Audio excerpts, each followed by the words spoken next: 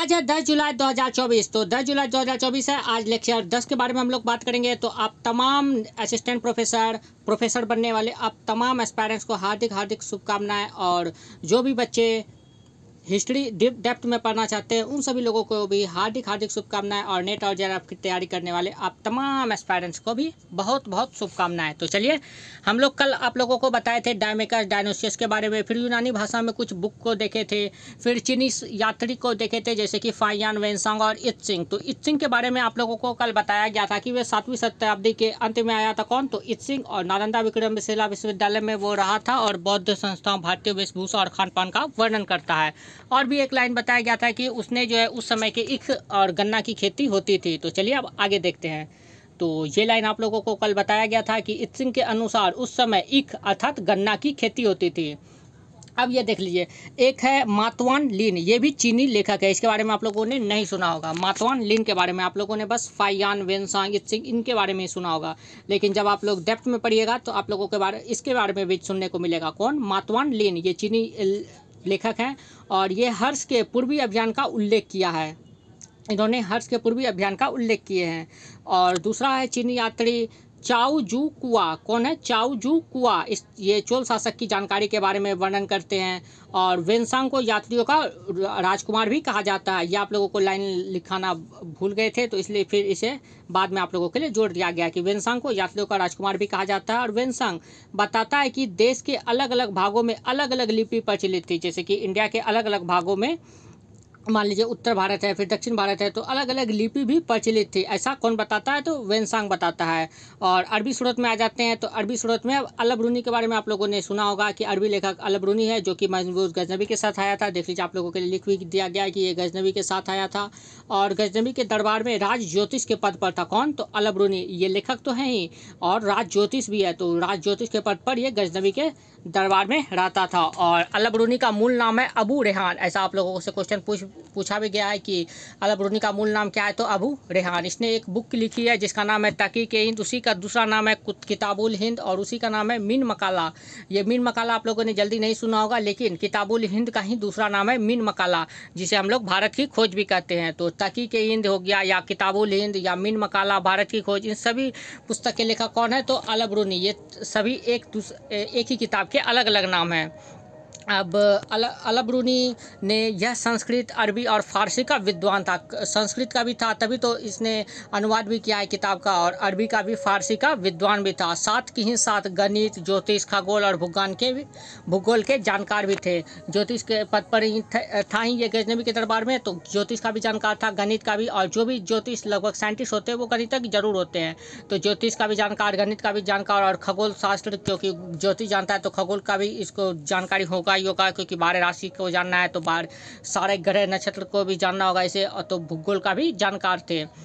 और अलबरूनी ने भारत की भौगोलिक आकृति की तुलना पतंग से की थी। ऐसा आप लोगों से क्वेश्चन पूछ सकता है कि भारत की भौगोलिक आकृति की तुलना पतंग से किसने की? तो अलबरूनी ने की। अलबरूनी बताता है कि कश्मीर, कन्नौज, मालवा, गुजरात, सिंध एवं बंगाल प्रसिद्ध थे उस समय। और भारत के लोग श्रेष्ठ तत्ववेदता अर्थात विद्वान, सर्वोत्तम गणितज्ञ एवं ज्योतिर्विद थे। कौन? तो भारत के लोग। समाज में जाति प्रथा का बंधन था उस समय भी, जब अलबरूनी भारत में आया था उस समय भी समाज में जाति प्रथा का बंधन था। जातीय विवाह नहीं होते थे। बाल विवाह एवं सती प्रथा का प्रचलन उस समय भी था। लोग मंदिरों को दान देते थे। तो ये आप लोगों को ऑब्जेक्टिव में पूछा जा सकता है कि इनमें से कौन सा कार्य अलबरूनी के समय होता था, जैसे कि बाल विवाह, सती प्रथा, समाज में जाति प्रथा। इस तरह से आप लोगों से क्वेश्चन पूछ सकता है। तो लोग मंदिर को दान दिया करते थे। ये सब अलबरूनी के समय की बात है।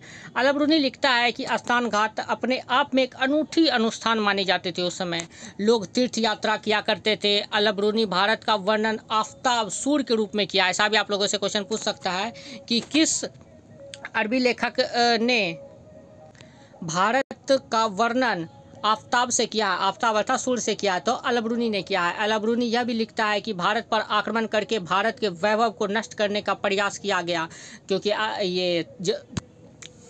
इसके समय जो शासक था मोहम्मद गजनवी, जो कि भारत पर 17 बार आक्रमण किया था, तो उसके बारे में ये लिखता है। कौन? तो अलबरूनी कि ये भारत को वैभव को नष्ट करने का प्रयास किया गया था। उसने बताया कि आपसी ईर्ष्या द्वेष के कारण, अब चलिए आगे देखते हैं, आपसी ईर्ष्या एवं द्वेष के कारण आपसी एकता कम हो रही थी। कहाँ? तो अपने इंडिया में।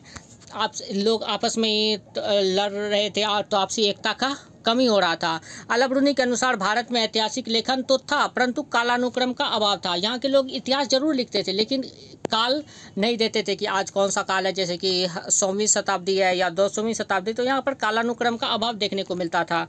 अल-बरूनी ने कई भारतीय ग्रंथों का संस्कृत से फारसी में अनुवाद भी किया था। आप लोगों को बताया कि ये संस्कृत के बहुत अच्छे विद्वान थे, तो इसने अनुवाद भी करवाया था संस्कृत से फारसी में, जिसके कारण भारतीय दर्शन और भारतीय चिंतन के साथ साथ भारत के गणित, खगोल, विज्ञान, ज्योतिष का प्रचार प्रसार मध्य एशिया तक पहुंचा। जब ये अनुवाद कर रहा है तो फारसी में कर रहा है। अब लोग वहाँ के लोग फारसी जानते हैं, तो फारसी में जब अनुवाद करेगा तो वहाँ के लोग में अपने इंडिया का प्रचार प्रसार होगा। तो उसी तरह गणित, खगोल, विज्ञान, ज्योतिष का प्रचार प्रसार भी मध्य एशिया तक पहुंचा। अब दूसरा अरबी लेखक है अबू अल हसन अल मसूदी। इसका पूरा नाम है, आप लोगों ने अल मसूदी इंस्टीट्यूट सुना होगा, तो अल मसूदी का पूरा नाम है अबू अल हसन अल मसूदी। ये अरबी लेखक है और इसका एक बुक है जिसका नाम है मुहज अल दहाब। कौन है? मुहज अल दहाब।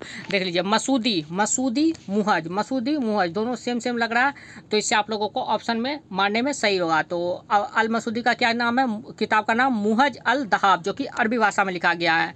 अबू अल मसूदी ने मसूरा अर्थात सिंध की राजधानी की यात्रा की थी। ये भी आप लोगों से क्वेश्चन पूछा गया है कि अल मसूदी ने कहाँ की यात्रा की है, तो मसूरा अर्थात सिंध की राजधानी की यात्रा की है। और अल मसूदी ने लिखा है कि भारत एक विशाल देश है जो खुरासान, सिंध, तिब्बत तक फैला हुआ है। बुद्धि, विवेक, ज्ञान, रंग की शुद्धता की दृष्टि से भारत के लोग अन्य लोगों से बहुत ही भिन्न है। ये भारत की प्रशंसा करते हुए अल मसूदी ने ऐसा लिखा है। अल मसूदी ने गंगा नदी को जिंजिस कहा है। ऐसा भी आप लोगों से क्वेश्चन पूछ सकता है कि गंगा नदी को जिंजिस के नाम से किसने कहा है, तो अल मसूदी ने कहा है। और कहा कि भारत की सबसे बड़ी नदी है। कौन? तो गंगा। गंगा भारत की सबसे बड़ी नदी है, ऐसा किसने कहा, तो अल मसूदी ने कहा। खंभात शहर जो कि गुजरात में स्थित है का भी वर्णन करता है। कौन? तो अल मसूदी। और कहा यह नील नदी की तरह चौड़े मुहाने पर स्थित है।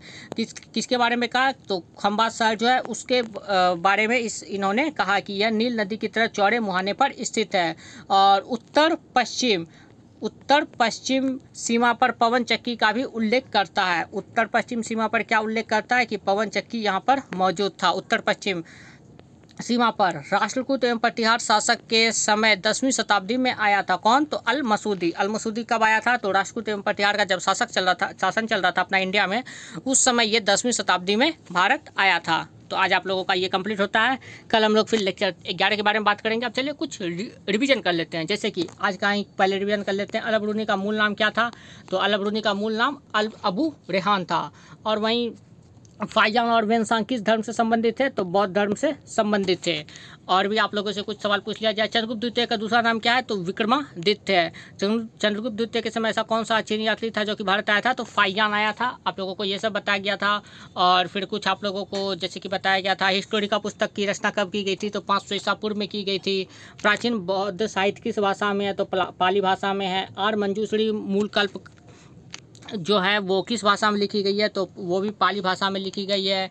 जैन साहित्य को क्या कहा जाता है, तो आगम कहा जाता है। और इसमें कितने अंग मौजूद हैं, तो 12 अंग मौजूद है। आगम को सिद्धांत भी कहा जाता है। और भी कुछ चलिए पीछे का रिवीजन कर लेते हैं, जैसे कि राजा रानी। हाँ, राजा रानी जो पंचमार्क सिक्के होते थे, तो वो सिक्के पर राजा रानी और देवता के चित्र सबसे पहले किसने जारी करवाया, तो ग्रीक ने जारी करवाया था, तो यूनानियों ने जारी करवाया था। और समुद्रगुप्त का प्रयाग प्रशस्ति हरिसेन द्वारा लिखा गया है। और भी चलिए कुछ पूछ लिया जाए, जैसे कि हाँ, अशोक का जो लेख है, जैसे कि कौन था एक लेख, लघुमान एवं श्रीकुणाभिलेख, वो किस लिपि में है, तो अरमाइक और यूनानी लिपि में लिखा गया है। कौन? तो अशोक का अभिलेख। और हिस्ट्री ऑफ धर्मशास्त्र की रचना किसने की, धर्म है तो काने अर्थात पीवी काने की रचना है ये। और फिर पीछे इससे आ जाते हैं। चलिए अब क्या आ जाए, विलियम जोन्स के बारे में। विलियम जोन्स ने सबसे पहले किस भाषा मतलब कि अंग्रेजी में अनुवाद करवाया था, किस किताब का, तो मनुस्मृति का अनुवाद किया था, जिसका नाम रखा था उसने ए कोड ऑफ जेंटो लॉस। तो चलिए अब मिलते हैं नेक्स्ट वीडियो में। आप लोग टेलीग्राम चैनल से जुड़ जाने के लिए इसका लिंक आप लोगों को डिस्क्रिप्शन में दे दिया गया, या फिर आप लोग टेलीग्राम चैनल पर KSRM फैमिली को सर्च मारकर भी टेलीग्राम चैनल से जुड़ सकते हैं। इसका PDF आप लोगों को टेलीग्राम चैनल पर मिल जाएगा 10 जुलाई 2024 को। तो चलिए मिलते हैं नेक्स्ट वीडियो में। वीडियो देखने के लिए बहुत बहुत धन्यवाद। Thank you.